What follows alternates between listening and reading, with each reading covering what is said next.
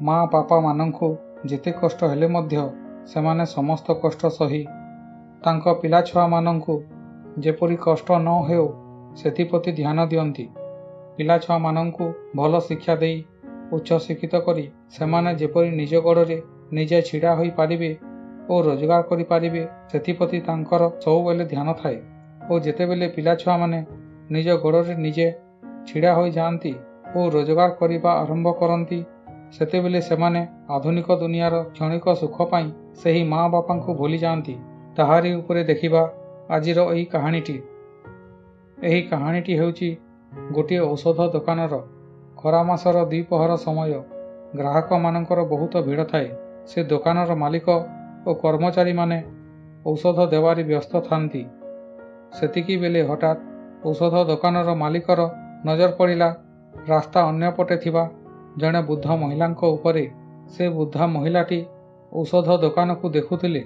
ସେ ଔଷଧ ଦୋକାନର ମାଲିକଟି ଭାବିଲେ ବୋଧେ ତାଙ୍କର ଔଷଧ ନେବାର ଥିବ ଓ ତାଙ୍କ ପାଖରେ ଟଙ୍କା ନାହିଁ, ସେଥିପାଇଁ ସେ ଦୋକାନକୁ ଦେଖୁଛନ୍ତି।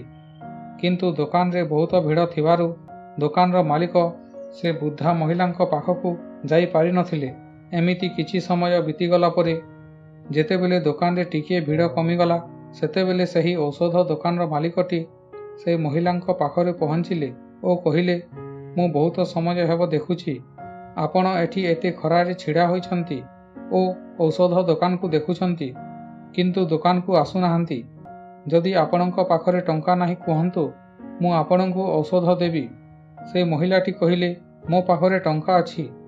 ମୁଁ ଏଥିପାଇଁ ଦୋକାନକୁ ଆସୁନଥିଲି କି ଦୋକାନରେ ବହୁତ ଭିଡ଼ ଥିଲେ।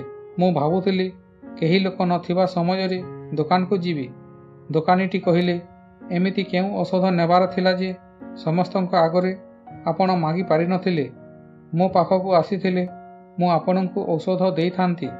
ଆପଣ ଏତେ ଖରାରେ ରାସ୍ତା କଡ଼ରେ କାହିଁକି ଛିଡ଼ା ହୋଇଛନ୍ତି? ସେ ବୃଦ୍ଧା ମହିଳାଟି କହିଲେ, ମୋ ପୁଅ ଝିଅମାନେ ସମସ୍ତ ଉଚ୍ଚଶିକ୍ଷିତ, ସମସ୍ତେ ଚାକିରି କରନ୍ତି, ସେମାନେ ବଡ଼ ବଡ଼ ସହରରେ ରହନ୍ତି। ଆମେ ଦୁହେଁ ବୁଢ଼ାବୁଢ଼ୀ ଏହି ଛୋଟ ସହରରେ ଏକା ରହିଥାଉଁ ଓ ଅପେକ୍ଷା କରିଥାଉଁ ସେମାନେ କେବେ ଆସିବେ ବୋଲି। କିନ୍ତୁ ସେମାନଙ୍କ ପାଖରେ ସମୟ ନଥିବାରୁ ସେମାନେ କେବଳ ଖରା ଛୁଟିରେ ଘରକୁ ଆସନ୍ତି। ବାକି ବର୍ଷ ସାରା ଆମେ ଏକା ରହିଥାଉଁ। ଗତକାଲି ସନ୍ଧ୍ୟାରେ ମୋ ପୁଅର ଫୋନ୍ ଆସିଲା।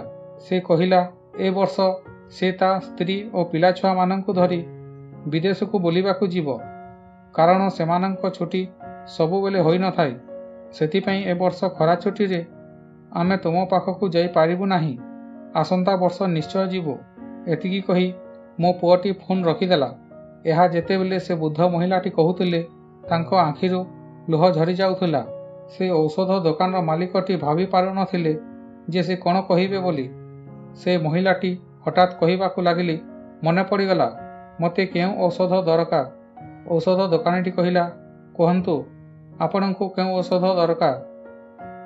ମହିଳାଟି କହିଲେ, ଆପଣଙ୍କ ଔଷଧ ଦୋକାନରେ ପୁଅ ଝିଅମାନଙ୍କୁ ଭୁଲି ହେଉଥିବା ଔଷଧ ଅଛି। ମୋତେ ମୋ ପିଲାଛୁଆମାନଙ୍କ କଥା ସବୁବେଳେ ମନେ ପଡ଼ୁଛି। ଏତିକି କହି ସେ ବୃଦ୍ଧ ମହିଳାଟି ସେଠାରୁ ଚାଲିଗଲେ।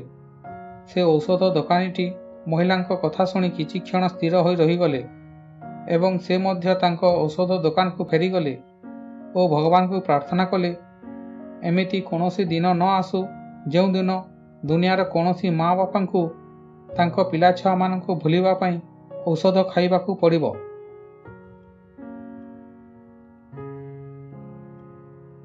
ଆଜିର ଏହି କାହାଣୀଟି କିପରି ଲାଗିଲା କମେଣ୍ଟ କରନ୍ତୁ। ଭଲ ଲାଗିଥିଲେ ଲାଇକ୍ ସେୟାର କରନ୍ତୁ। ପ୍ରଥମ ଥର ଦେଖୁଥିଲେ ସବସ୍କ୍ରାଇବ୍ କରି ବେଲ୍ ଘଣ୍ଟିକୁ ଅଲ୍ କରନ୍ତୁ। ପୁଣି ଦେଖା ହେବ ଆଉ ଏକ କାହାଣୀ ସହିତ। ଧନ୍ୟବାଦ।